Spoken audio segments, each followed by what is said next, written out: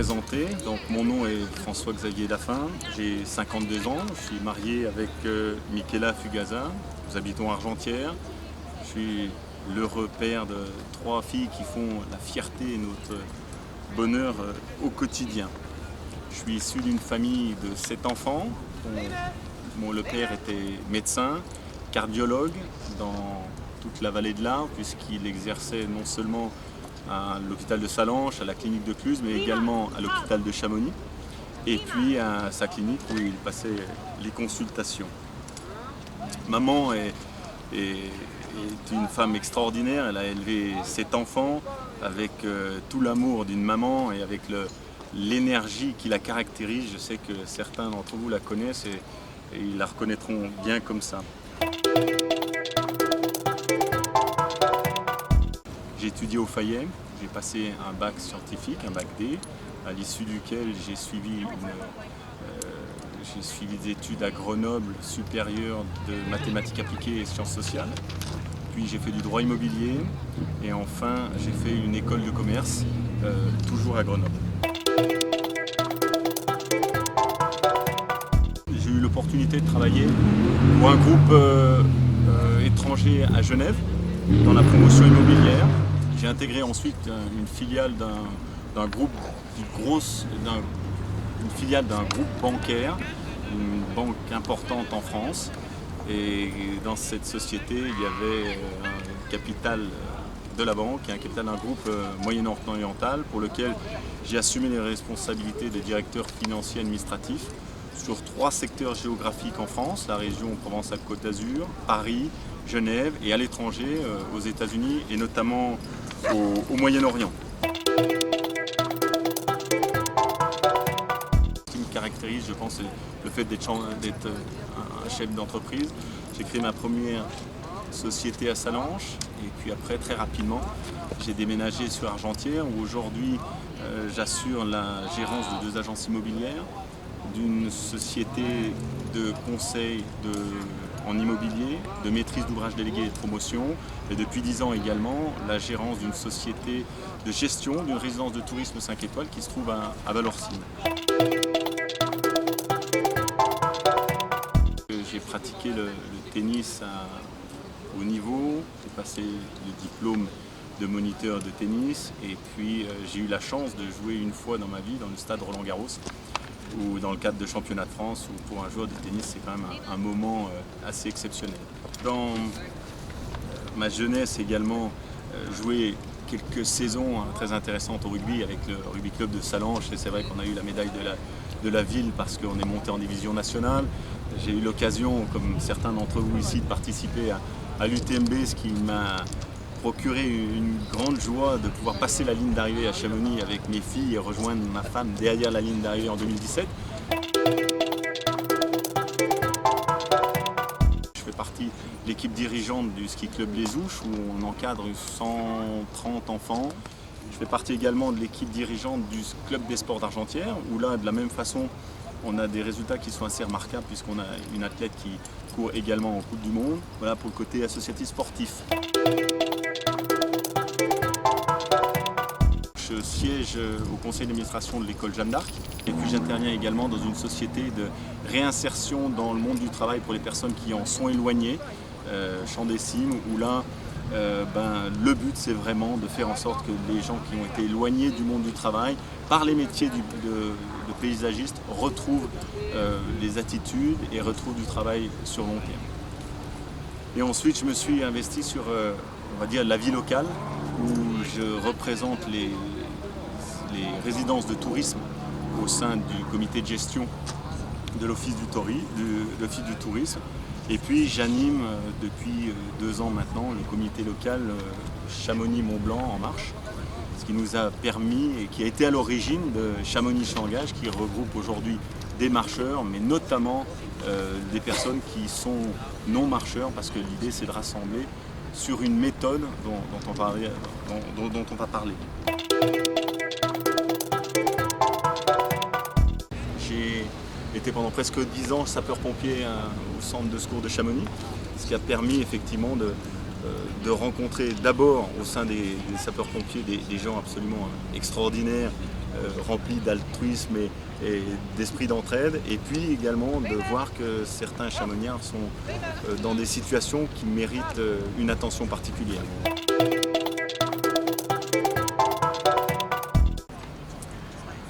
La méthode qui a séduit et qui séduit encore aujourd'hui, c'est vrai qu'elle est tournée surtout sur l'écoute des gens. Donc la première chose qu'on a fait, c'est qu'on a bâti un questionnaire et puis on a été faire du porte-à-porte auprès des gens, sans aucune volonté de convaincre quoi que ce soit, mais surtout qui que ce soit, mais surtout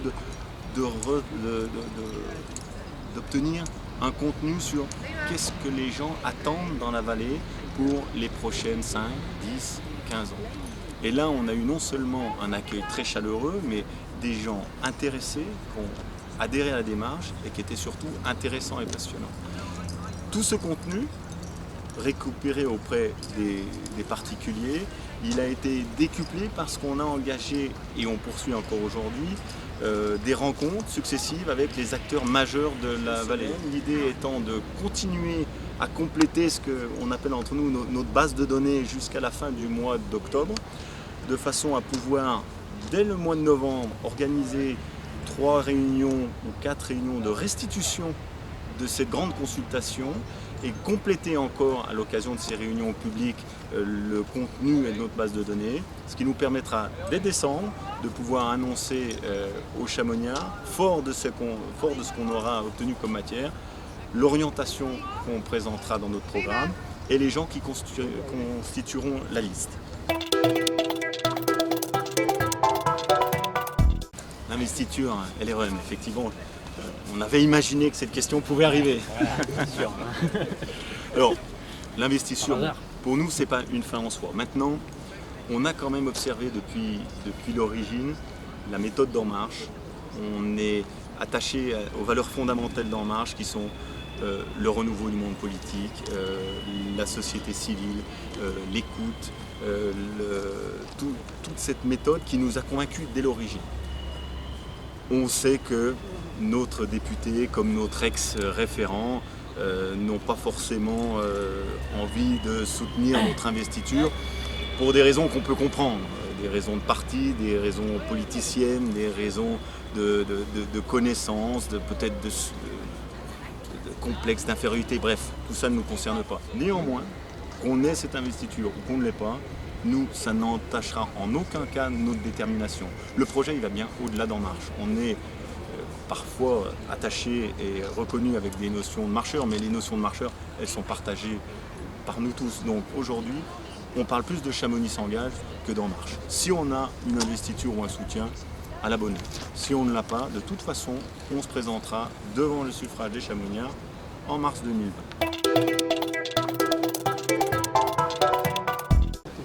Alors, c'est sûr que c'est une candidature d'opposition, c'est évident. Maintenant, je pense qu'Éric Fournier, avec tout le respect, j'insiste sur qu'il faut accorder aux élus et aux hommes qui sont engagés dans la politique, est-ce que son temps n'est pas devenu un petit peu obsolète? C'est vrai que ça fait plus de 20 ans maintenant qu'il est à l'intérieur de la mairie de Chamonix. Est-ce qu'il n'y a pas aujourd'hui un sentiment de frustration sur certains sujets que nous on ressent qui a pris un peu d'ampleur? Est-ce qu'il n'y a pas le besoin d'un renouveau? Est-ce qu'il n'y a pas le besoin d'un autre type d'action? Est-ce qu'il n'y a pas surtout le besoin d'une autre méthode? C'est vrai qu'on est souvent amené à discuter avec des gens qui nous disent qu'est-ce que c'est agréable de parler avec vous, est-ce qu'on peut aller sur le site consulter, est-ce qu'on peut vous rencontrer, on a envie de participer. Et nous, on est dans cette démarche-là. C'est-à-dire que le passé, de toute façon, il est passé par essence. Donc on ne bougera pas. Par contre, le futur, on sera peut-être capable de l'influencer avec des gens nouveaux, avec une dynamique nouvelle. On va plutôt dans ce sens-là. Une vraie alternative avec des sujets et des décisions fortes. On va peut-être faire preuve de courage et on veut croire qu'on a dans les 6 prochaines années des éléments essentiels sur lesquels il va falloir faire preuve de courage pour avancer. Donc on va proposer ce programme qui travaillera sur la participation des élus à de nombreux sujets, oui la consultation sur les projets, oui sur l'écoute, parce qu'on ne peut pas, sous prétexte d'être élu, se couper des gens et se dire que tout d'un coup on a forcément et on détient forcément la science et les réponses à toutes les questions. L'important c'est qu'on change de méthode, c'est ce qu'on entend. Ce que je vous disais tout à l'heure, on entend souvent les gens qui nous disent il y a besoin de créer cette synergie pour emmener tout le monde vers un projet qualitatif parce qu'on devrait être exemplaire dans de nombreux sujets. Et aujourd'hui, on est plutôt timide ou des fois on est à la hauteur de ce que peut proposer quasiment n'importe laquelle des 36 000 communes de France, alors qu'on n'est pas n'importe laquelle des 36 000 communes de France. Et ça, c'est un défi que nous, on a envie de relever.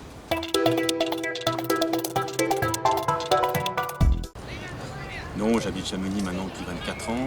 Je ne suis pas chamoniard, mais des fois, un œil externe qui vient du bas de la vallée, effectivement, je suis Saint-Lanchard, apporte des fois une sensibilité ou apporte un modérateur qui est peut-être parfois intéressant. Après, il est évident qu'on a ici présent déjà des chamoniards de souche qui, eux, ont toute cette historique ancrée dans leur gène. Oui. C'est sûr qu'on a la chance d'avoir un nombre de compétences dans la vallée, comme je disais, qui est incroyable. Alors après, on a des gens qui vont vouloir s'investir et qui disposeront du temps pour pouvoir s'investir. On a des personnes qui veulent mettre à disposition des compétences. On a des personnes qui veulent mettre à disposition du temps sur des choses peut-être un peu plus matérielles. Donc il va falloir effectivement qu'on arrive tous ensemble, parce que c'est un travail de groupe, de trouver la bonne personne, ou en tout cas la meilleure personne, au bon endroit. C'est quelque chose forcément qu'on intègre. Après, on a des directives et des communications, en tout cas au niveau du gouvernement, comme quoi la compensation sera effectuée. Après, concernant les budgets, c'est vrai qu'on a des budgets qui sont importants. 50 millions d'euros dans le budget de la commune, 34 millions sur le fonctionnement. On a des moyens quand même sur la commune. On a une communauté de communes où on a 42 millions, je me permettrai d'arrondir, 42 millions de budget global. On a 30 millions de budget de fonctionnement. On est à plus de 60 millions de budget de fonctionnement en global. On est à plus de 27 millions d'investissements. On a des moyens pour permettre de tendre vers une exemplarité dans de nombreux sujets.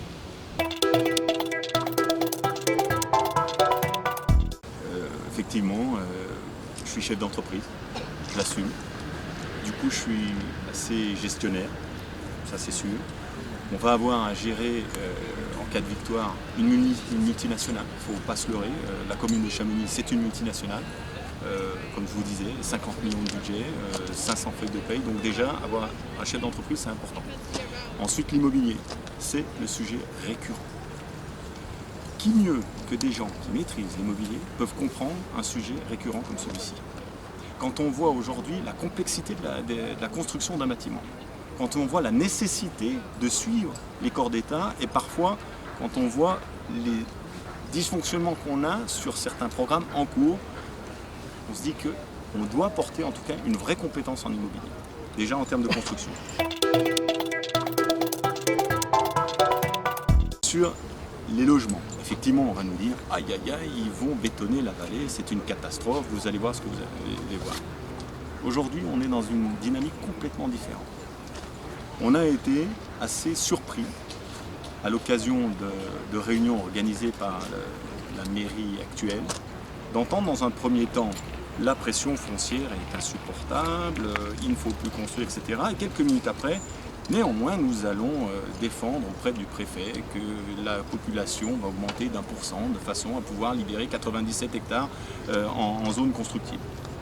La population qui grandit de 1%, ces 5 ou 10 dernières années, il n'y a pas eu de croissance de population, on est plutôt en récession. Notre position, elle sera très simple. Si on n'a pas de prévision d'augmentation de population, on n'ira pas demander 1% et annoncer 1% au préfet pour développer des nouveaux terrains. Les gens n'en veulent plus, donc on dira, nous ne défendrons pas le passage de 97 hectares dans une zone plus constructive. Par contre, on travaillera dans le cadre du PLU sur densifier les zones qui sont déjà urbanisées et par contre s'interdire toute construction sur des zones aujourd'hui qui ne sont pas constructibles.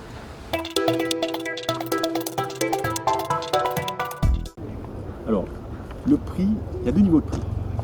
On a le prix à l'acquisition et puis on a le logement des gens localement. Le prix à l'acquisition, je crois qu'il ne faut pas se leurrer. Aujourd'hui, comme dans beaucoup de villes touristiques, bien malin est celui qui pourra trouver une solution pour faire baisser le prix, en tout cas l'acquisition. Donc là, je crois qu'on est relativement devant une situation où on ne maîtrise pas grand-chose. Par contre, le rôle d'une commune, c'est de faire en sorte que les habitants puissent se loger. Et là, la politique que nous mènerons en matière de logement locatif sera sensiblement différente de celle qui est menée aujourd'hui.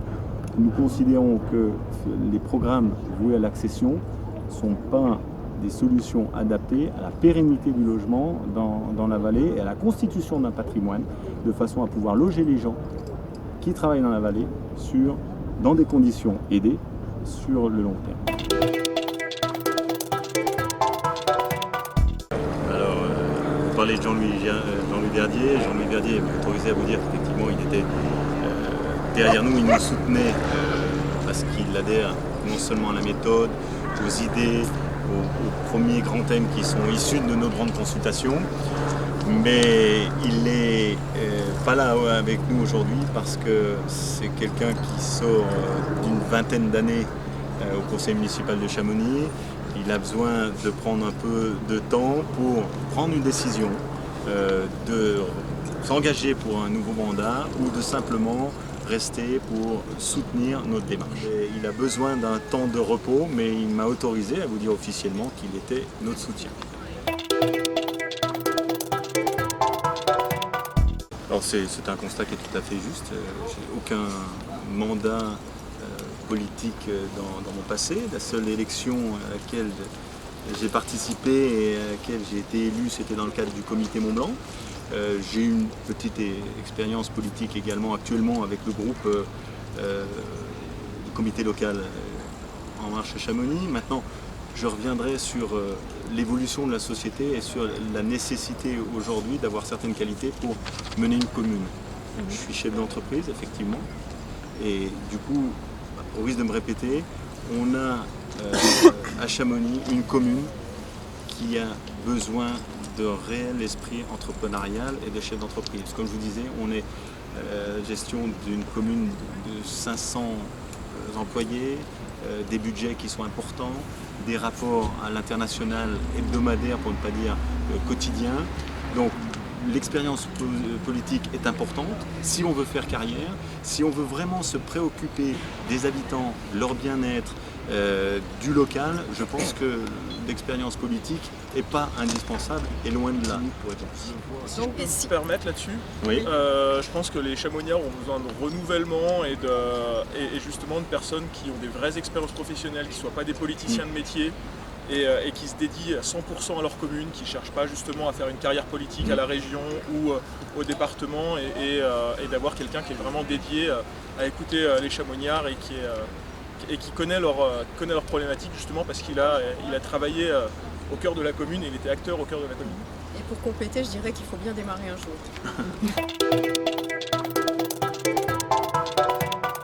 Exactement. La politique ne doit pas être un métier en soi. Ouais. Voilà, exactement.